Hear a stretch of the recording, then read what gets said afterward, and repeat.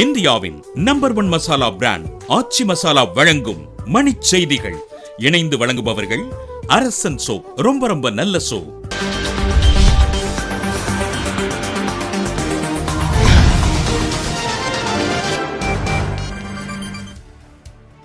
பலரது ஐயங்களை பொய்யாக்கி இந்தியா ஜனநாயக நாடாக நீடிப்பதாக நாட்டு மக்களுக்கு குடியரசுத் தலைவர் உரை.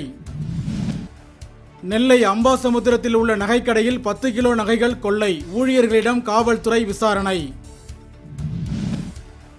பாகிஸ்தானில் 70வது விடுதலை நாள் விழா கொண்டாட்டம். தேசிய கொடியை ஏற்றி வைத்தார் பிரதமர் நவாஸ் ஷெரீப்.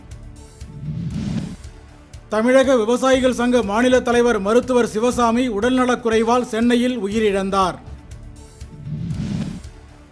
தாய்லாந்து ராணுவத்துக்கு சொந்தமான இலகு ரக வானூர்தி 5 பேருடன் மாயம். காடுகளில் தேடும் பணி தீவிரம்.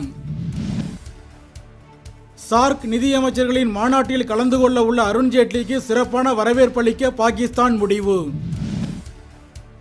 இமாச்சல பிரதேச மாநிலத்தில் ஆற்றில் தவறி விழுந்த 5 பேர் நீரில் மூழ்கி உயிரிழப்பு. டெல்லியில் குடியரசுத் தலைவர் மாளிகை அருகே கண்டெடுக்கப்பட்ட மர்ம பையால் பதற்றம்.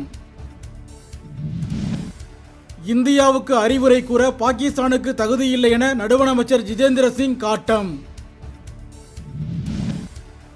ரியோ ஒலிம்பிக் இறகுப்பந்து போட்டி மகளிர் ஒற்றையர் பிரிவில் சாய்னா நேவால் அதிர்ச்சி தோல்வி.